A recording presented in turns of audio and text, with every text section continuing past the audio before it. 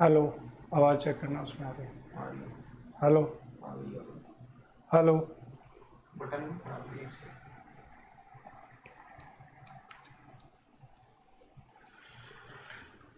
Good morning, सभी का बहुत बहुत स्वागत है।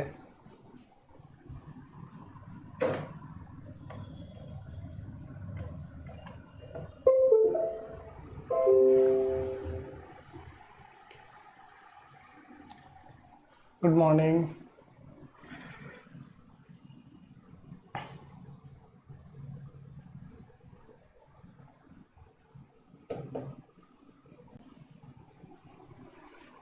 Good morning, good morning. कौन जुड़ चुके हैं हमारे साथ?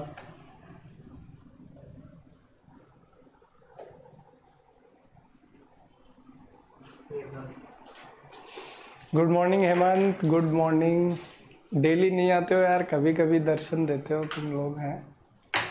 डेली आया करो यार। क्या पढ़ने की इच्छा नहीं होती क्या तुम्हारी? हाँ?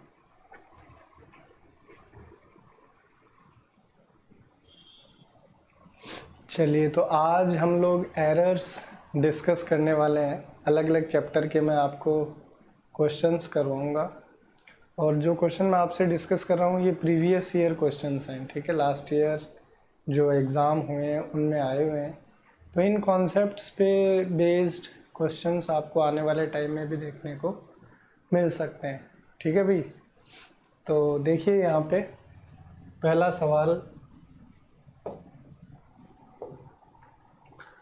सवाल क्या है, देखो। Which part of the given sentence has an error. आपको एक सेंटेंस दिया गया है, उसके अंदर आपको पता लगाना है कि वाक्य के कौन से भाग में ग्रामेटिकल एरर है। In case there is no error, अगर आप कोई एरर नहीं पता लगा पाते हैं, आपको लगता है कि सेंटेंस बिल्कुल ठीक है, इसमें कहीं कोई गड़बड़ नहीं है, तो नो एरर यानी कि ऑप्शन डी आपका आंसर हो जाएगा, ठीक है। तो क्वेश्चन है, order has been issued for his transfer to another district but he has not received them so far, ठीक है। ये क्वेश्चन है, ये एसएससी में भी आया हुआ है और एनडी में भी आया हुआ है, ठीक है। फिर आरपीएससी का एग्ज़ाम होता है, उसमें भी ये आया हुआ है। आरपीएससी आप जानते हैं, एलडीसी हाई कोर्ट वगैरह की जो भर्तियाँ आती है उसमें भी ये क्वेश्चन आया हुआ है। तो इसको आपको पता लगाना है कि एरर कहाँ पे है, ठीक है। काफ़ी एक इम्पोर्टेंट क्वेश्चन है, तो आप मुझे बताएंगे इसका जवाब क्या होगा फटाफट।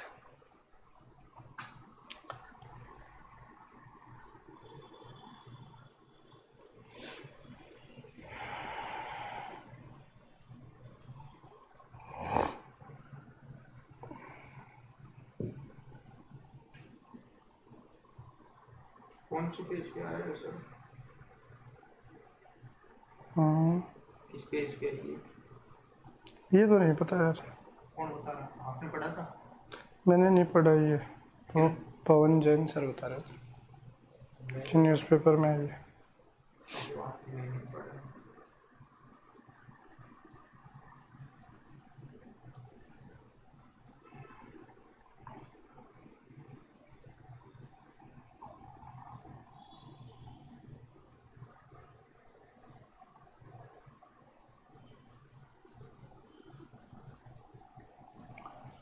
तो फ्रेंड्स, अगर इस क्वेश्चन में आप ध्यान दें तो ध्यान से देखिए। Order has been issued for his transfer to another district, कि आदेश जारी कर दिए गए हैं उसके तबादले के लिए दूसरे ज़िले में। But he has not received them so far, लेकिन अभी तक उसको वो आदेश प्राप्त नहीं हुए। ये सेंटेंस। तो देखो यहाँ पे क्या लगा हुआ है, दैम। दैम कैसा वर्ड है? प्लूरल वर्ड है, ठीक है। दैम जो है बेसिकली है क्या? ऑब्जेक्टिव केस है। किसका ऑब्जेक्टिव केस है? ये दे का। दे जो है ये क्या है? थर्ड पर्सन प्लूरल है, सब्जेक्टिव केस है। इसका ऑब्जेक्टिव केस क्या है? देम। तो जब ऑब्जेक्ट प्लूरल है तो सब्जेक्ट भी प्लूरल होना चाहिए, ठीक है। तो यहाँ पे ऑर्डर हैज़ की जगह क्या लिखना पड़ेगा? ऑर्डर्स हैव, क्या लिखना पड़ेगा, ऑर्डर्स हैव, यानी कौन से पार्ट में एरर हो गया, पार्ट ए में यहाँ पे एरर हो गया। ठीक है दोस्तों, बेहद महत्वपूर्ण क्वेश्चन था।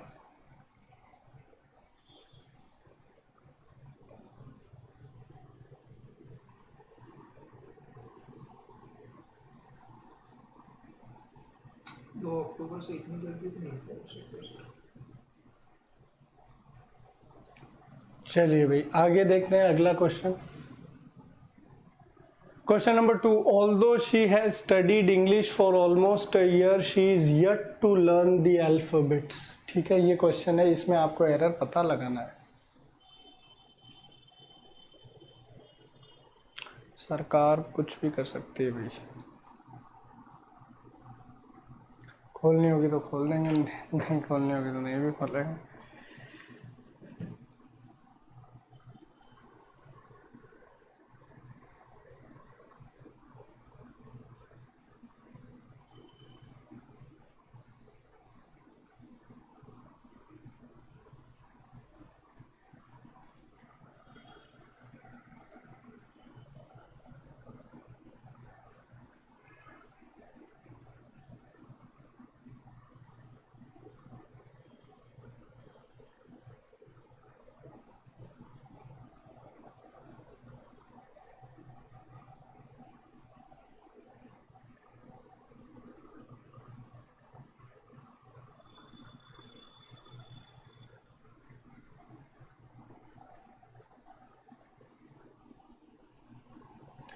तो देखो यहाँ पे क्या है दिया हुआ है कि although she has studied English for almost a year, कि यद्यपि उसने लगभग 1 साल तक अंग्रेज़ी पढ़ी है, she is yet to learn the alphabets, लेकिन अभी भी उसको अल्फ़ाबेट्स सीखने की आवश्यकता है।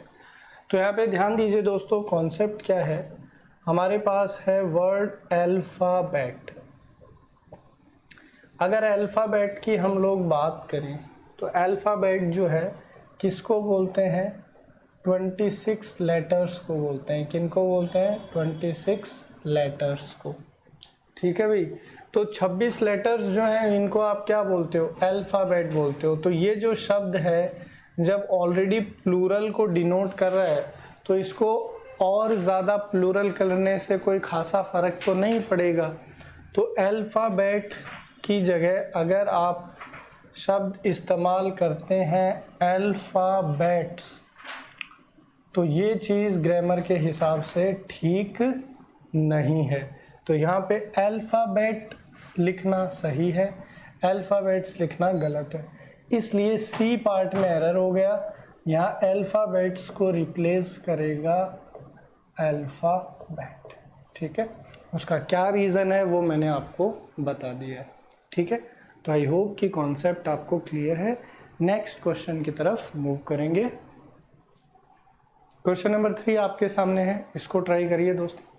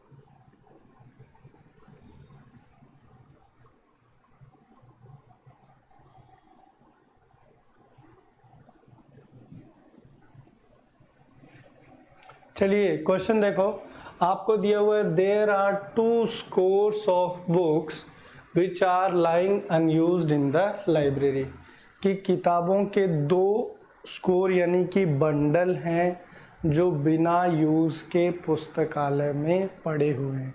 तो यहाँ पे क्या गड़बड़ है देखिए ध्यान से। देखो देयर आर 2 scores, तो यहाँ ध्यान दीजिए टू जो है वो एक डेफिनिट न्यूमरल है। टू क्या है भाई?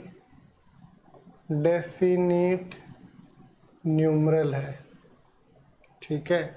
तो टू अगर डेफिनेट न्यूमरल है तो फिर इसके आगे जो यूनिट है, स्कोर क्या है? एक यूनिट है। तो डेफिनेट न्यूमरल के साथ अगर हमें कोई यूनिट जोड़ने को मिले तो यूनिट हमेशा कैसे फॉर्म में होता है? यूनिट हमेशा सिंगुलर फॉर्म में होता है। तो यहाँ पे स्कोर्स को हटा के हमें क्या लिखना पड़ेगा? स्कोर लिखना पड़ेगा कि there are 2 score of books which are lying unused in the library, ठीक है। तो इस तरीके से ये हमारा सेंटेंस बन जाएगा। क्लियर? नेक्स्ट क्वेश्चन करिए। क्वेश्चन नंबर 4 आपकी स्क्रीन पर है। क्या होगा इसमें एरर, पता लगाइए।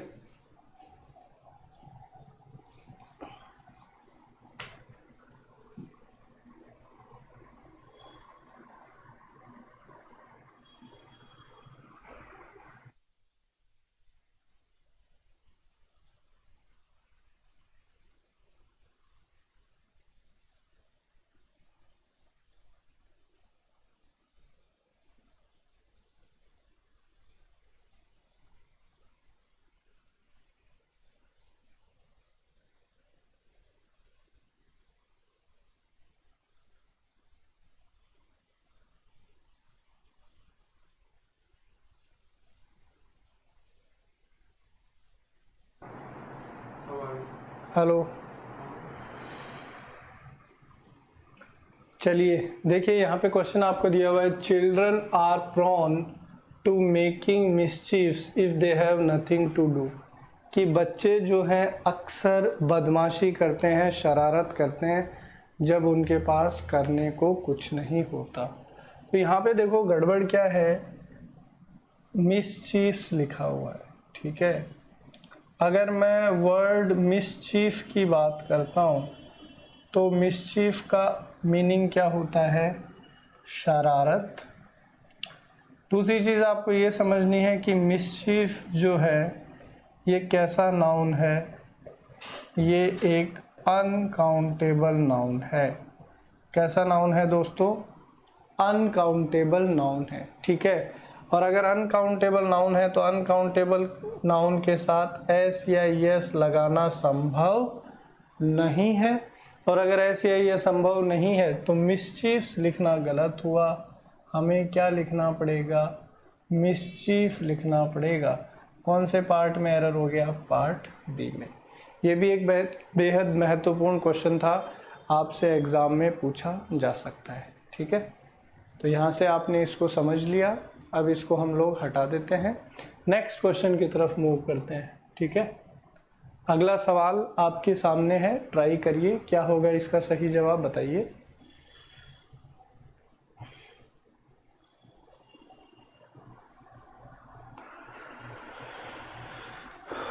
वैसे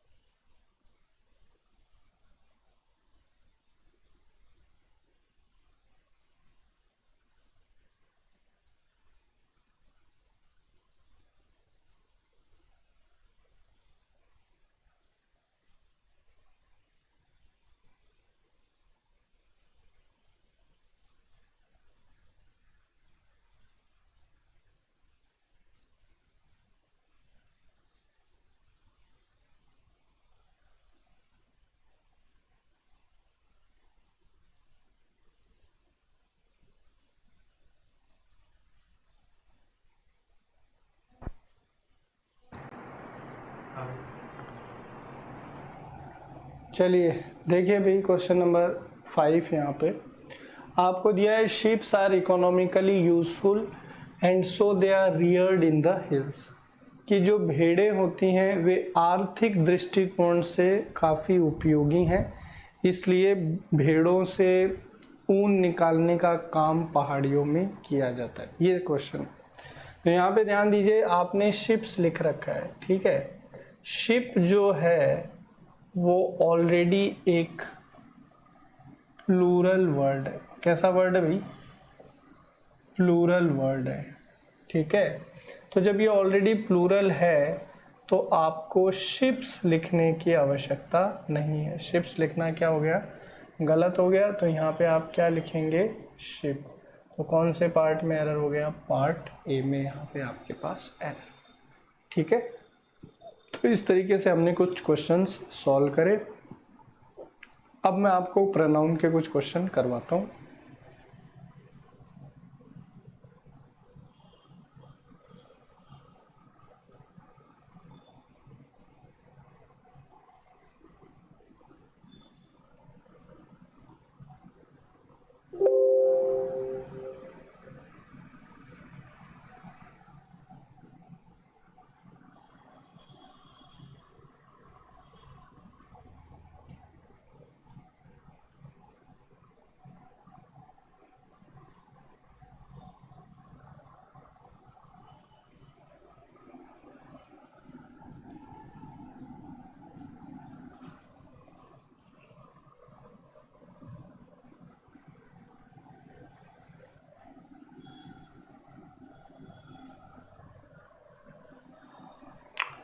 ठीक है, अब एरर्स ऑफ प्रोनाउन, प्रोनाउन से संबंधित कुछ क्वेश्चन मैं आपको सॉल्व करवाना चाहता हूँ।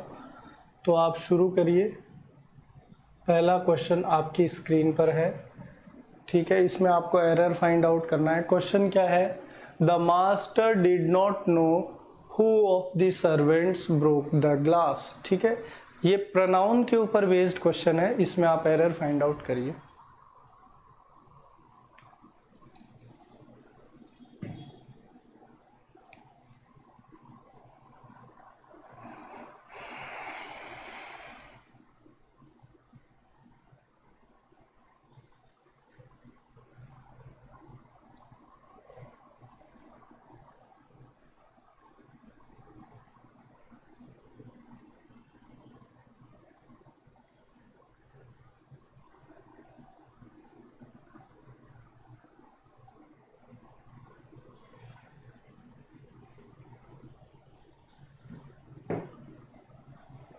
तो देखो यहाँ पे आपको दिया है the master did not know, कि जो मास्टर है मालिक है, ठीक है। यहाँ पे अंग्रेजी में हम लोग मास्टर किसको बोलते हैं भाई?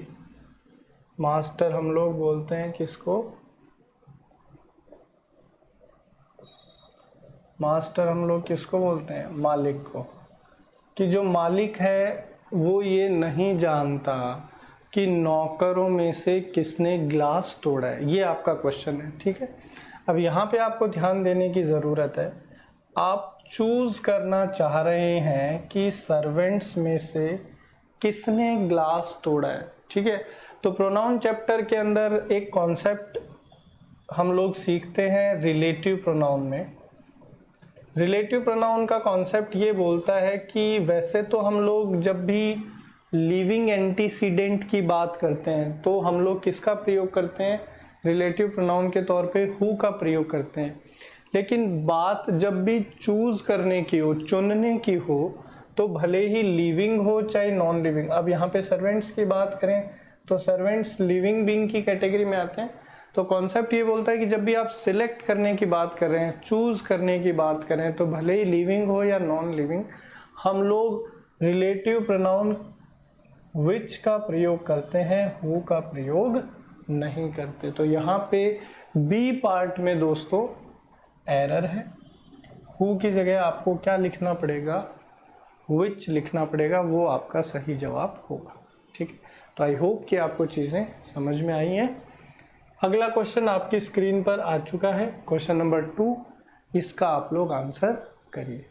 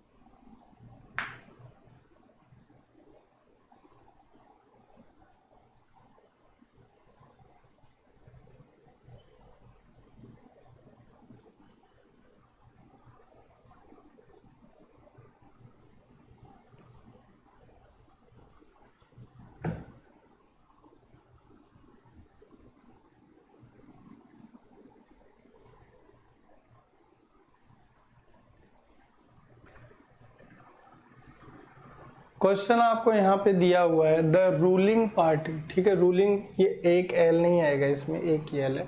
रूलिंग पार्टी यानी जो पार्टी शासन कर रही है, जैसे इस समय रूलिंग पार्टी कौन है, भारतीय जनता पार्टी।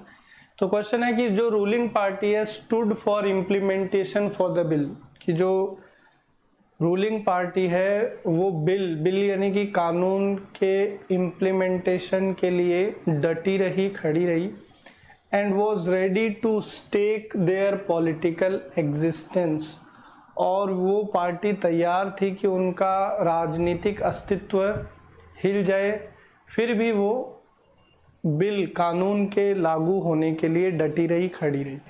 तो यहाँ पे एरर क्या है, ध्यान से देखना है। देखो रूलिंग पार्टी की अगर बात करूं, द रूलिंग पार्टी, ये यहाँ पे आपका क्या बना हुआ है इस सेंटेंस में, सब्जेक्ट बना हुआ है। और आपको एक चीज समझ में आई कि दो रूलिंग पार्टी जो आपका सब्जेक्ट है वो क्या है, सिंगुलर। तो ग्रामर बोलता है कि अगर सब्जेक्ट सिंगुलर है, ग्रामर क्या बोलता है कि अगर सब्जेक्ट सिंगुलर है तो पॉजेसिव एडजेक्टिव भी कैसा होना चाहिए, सिंगुलर होना चाहिए। अगर पॉजेसिव एडजेक्टिव भी सिंगुलर होना चाहिए तो यहाँ देयर लिखना गलत हुआ, आपको यहाँ पे क्या लिखना पड़ेगा, इट्स लिखना पड़ेगा। क्या लिखना पड़ेगा, इट्स, क्योंकि सिंगुलर पॉजेसिव चाहिए। तो यहाँ पे कौन से पार्ट में एरर हो जाएगा दोस्तों, पार्ट सी में एरर हो जाएगा, ठीक है। अगला क्वेश्चन, क्वेश्चन नंबर 3 आपकी स्क्रीन पर है, आप आंसर करने की कोशिश करिए।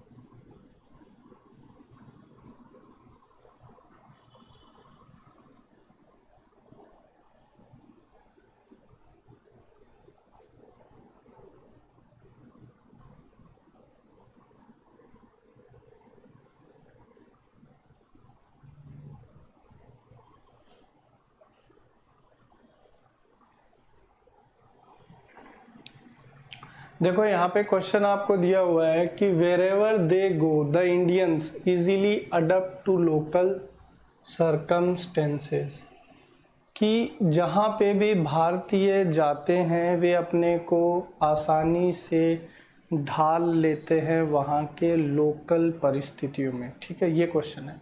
तो यहाँ पे आपको ध्यान देना है, wherever they go the Indians easily.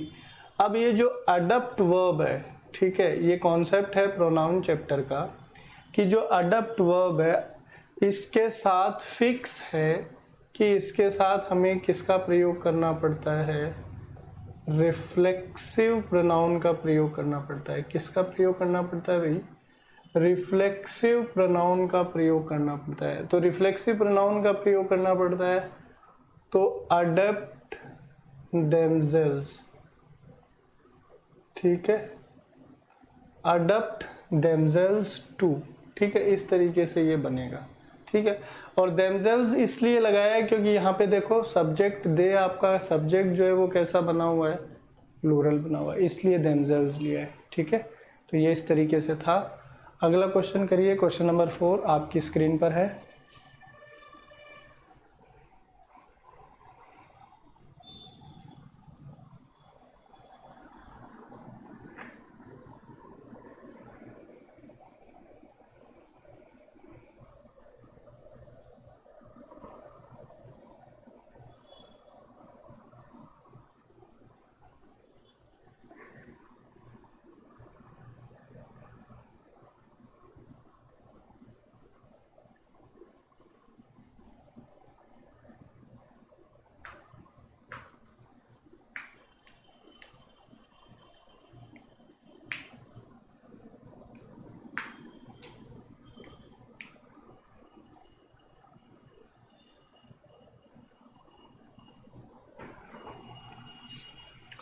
अब देखिए यहाँ पे आपको क्या दिया है, it is not easy for anyone to command respect from one's friends as well as critics है भाई ये, ठीक है।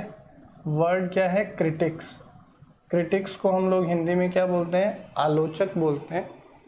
As doctor Neil did for his integrity and honesty, कि किसी के लिए आसान नहीं है कि वो आदेश दे कि मुझे अपने दोस्तों से और आलोचकों से, फ्रेंड्स और क्रिटिक्स से बराबर सम्मान मिले ईमानदारी के लिए, ठीक है। ये क्वेश्चन है। तो यहाँ पे ध्यान देना है, वंस जो है वो आपका पजेसिव केस बना हुआ है। तो फ्रेंड्स की बात करें और क्रिटिक्स की बात करें तो दोनों अलग अलग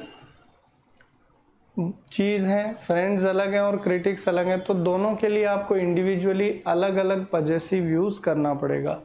तो यहाँ पे जिस तरीके से वंस फ्रेंड्स है, यहाँ पे आपको क्या लिखना पड़ेगा, वंस क्रिटिक्स लिखना पड़ेगा, ठीक है। तो कौन से पार्ट में एरर हुआ भाई, पार्ट बी, ठीक है।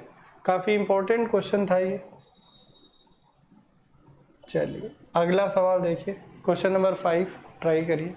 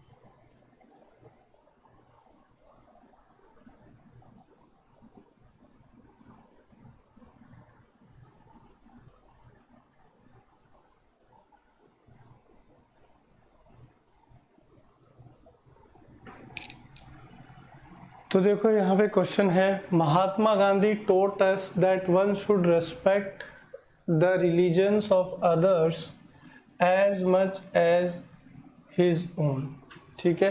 कि महात्मा गांधी ने ये सिखाया था कि एक व्यक्ति को दूसरे लोगों के धर्मों का भी उतना ही सम्मान करना चाहिए जितना सम्मान वह खुद के धर्म का करता है। ये सेंटेंस है। तो यहाँ पे देखिए दोस्तों, जब भी one as a subject use किया जाता है तो इसके लिए जो आपका पजेसिव केस है, ठीक है, इसके लिए जो आपका पजेसिव केस है वो क्या है, फिक्स है। पजेसिव केस अगर वन सब्जेक्ट बनता है तो कौन सा पजेसिव केस आपको यूज़ करना पड़ता है, वंस यूज़ करना पड़ता है। तो as much as his own की जगह as much as one's own ये आपको यूज़ करना पड़ता है, ठीक है। तो यहाँ पे सी जो है वो एब्सोल्युटली करेक्ट है, ठीक है। अगला क्वेश्चन देखो। तो यहाँ पे ये प्रोनाउन का पार्ट हमारा ख़त्म हो चुका है। तो अब हम लोग नेक्स्ट पॉइंट की तरफ मूव करते हैं।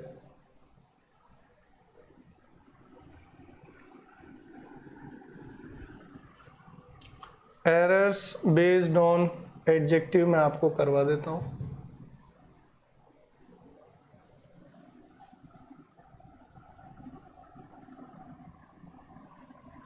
एरर्स ऑफ एडजेक्टिव, ठीक है। पहला क्वेश्चन देखो भी, इस क्वेश्चन का आंसर करिए।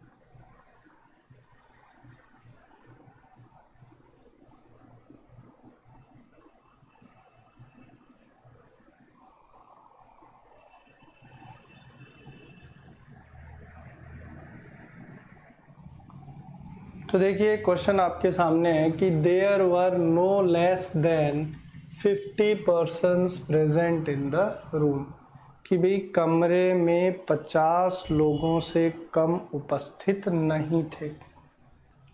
तो यहाँ पे अगर ध्यान दें तो यहाँ पे अगर हम लोग ध्यान दें तो हम लोग कितने पर्सन्स की बात कर रहे हैं? 50 पर्सन्स। 50 पर्सन्स जो है वो एक कैसी नाउन है? काउंटेबल नाउन है। और अगर काउंटेबल नाउन है तो यहाँ पे लेस का प्रयोग नहीं कर सकते। काउंटेबल के लिए जो कंपैरेटिव डिग्री है वो फ्यू से बनती है, और वो कौन सी होती है? फ्यूअर होती है, ठीक है दोस्तों। तो यहाँ पे कौन से पार्ट में एरर हो गया?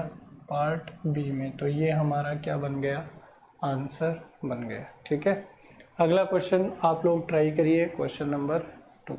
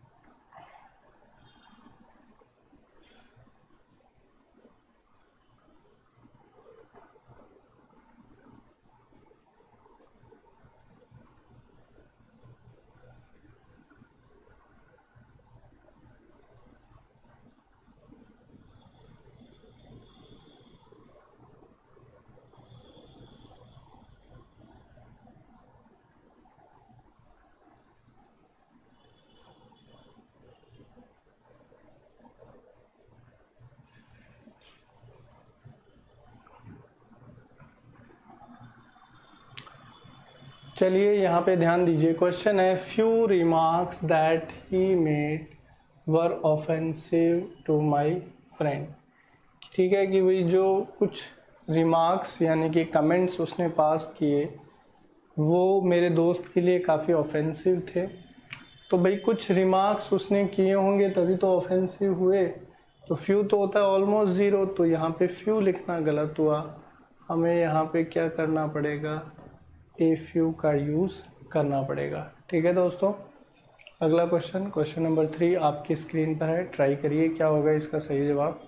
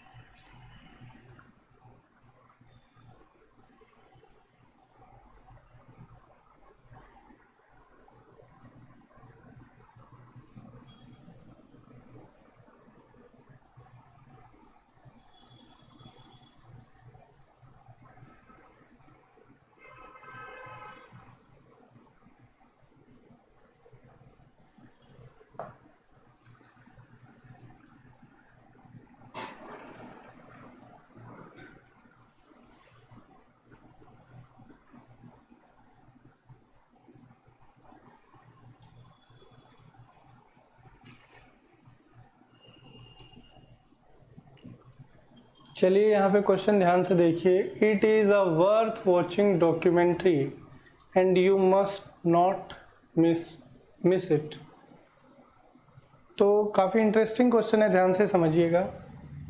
ये जो एडजेक्टिव है वर्थ, जनरली क्या होता है कि एडजेक्टिव जो है वो नाउन से पहले लिखा जाता है, ठीक है।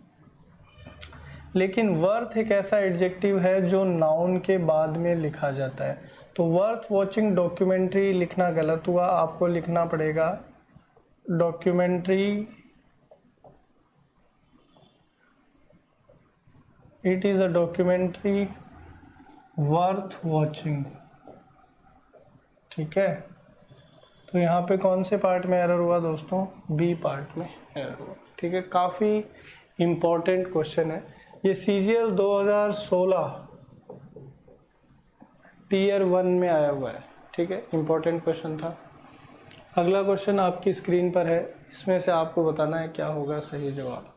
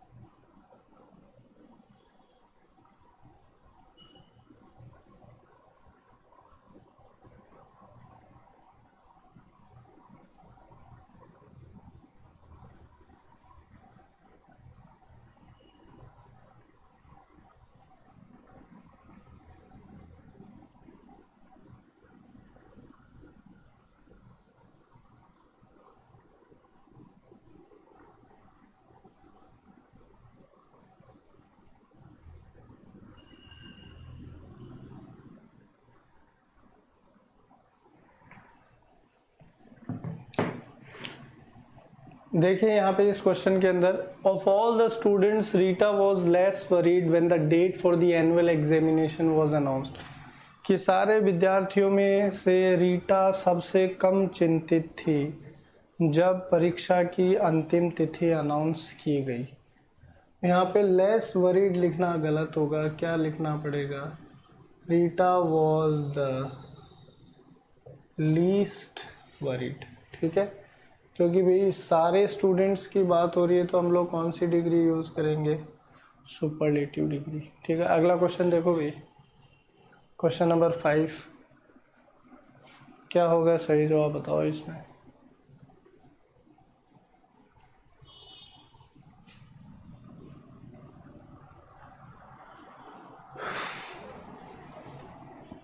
अब इस क्वेश्चन में अगर ध्यान दें तो यहाँ पे देखो, even the most perfect person in the world is said to have earned when there was time to perform. तो इस सेंटेंस की अगर बात करें तो आप यहाँ पे देखो परफेक्ट लगा हुआ है। परफेक्ट एक कैसा एडजेक्टिव है? नॉन ग्रेडेबल एडजेक्टिव है।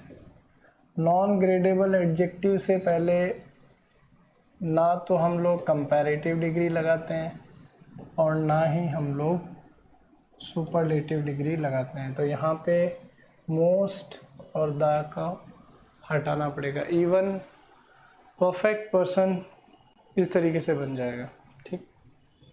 चलिए भाई, तो यहाँ पे ये कंप्लीट हुआ। नेक्स्ट, वर्ब से संबंधित एरर मैं आपको सॉल्व करवा देता हूँ।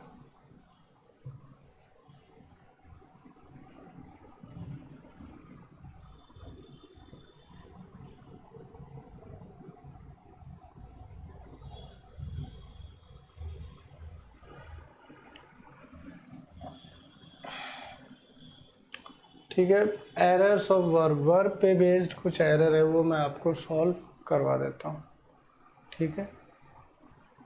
तो चलिए क्वेश्चन नंबर 1 आपको दिया हुआ है, each of these players have been warned not to repeat the silly mistake. इसमें क्या होगा आंसर बताओ फटाफट। आपको दिया हुआ है each of these players have been warned not to repeat the silly mistake, क्या होगा आंसर बोलो फटाफट।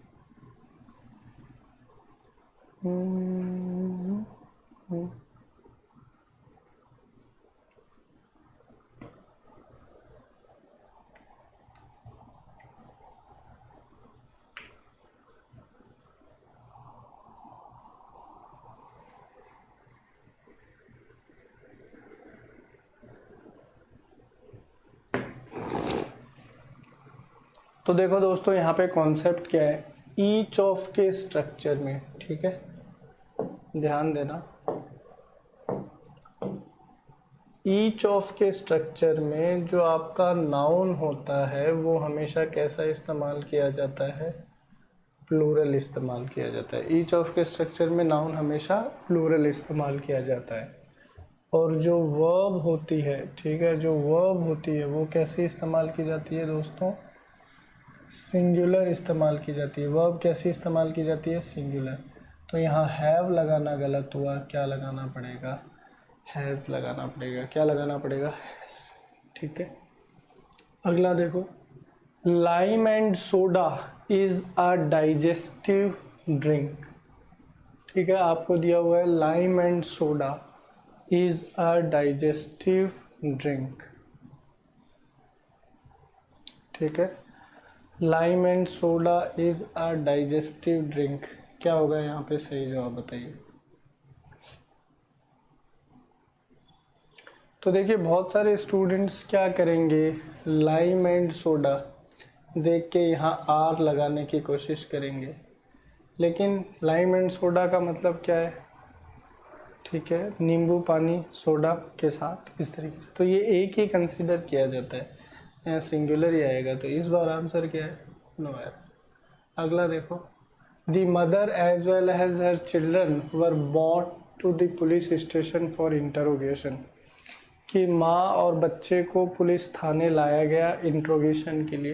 तो जब भी एज वेल एज से हम लोग दो सब्जेक्ट को जोड़ते हैं, ये पहला सब्जेक्ट है, ये दूसरा सब्जेक्ट है, तो वर्ब जो है हमेशा फर्स्ट सब्जेक्ट के अकॉर्डिंग आती है। तो ये सिंगुलर है, तो यहाँ पे वर लिखना गलत हुआ, यहाँ पे क्या लिखेंगे, वॉज, ठीक है। अगला क्वेश्चन देखो, question number 4, his benevolence and kindness are admired by his friends. देखिए बेनेवोलेंस और काइंडनेस दोनों जो वर्ड्स हैं, दोनों का मीनिंग एक ही है, इसका अर्थ क्या होता है, दया। तो यहाँ पे सिंगुलर आएगा तो आर लगाना गलत हुआ, क्या लगाएंगे। लास्ट क्वेश्चन आज के सेशन का देख लीजिए, आपको दिया हुआ है, she never has and never will allow her only son to join politics, the meaning of the book.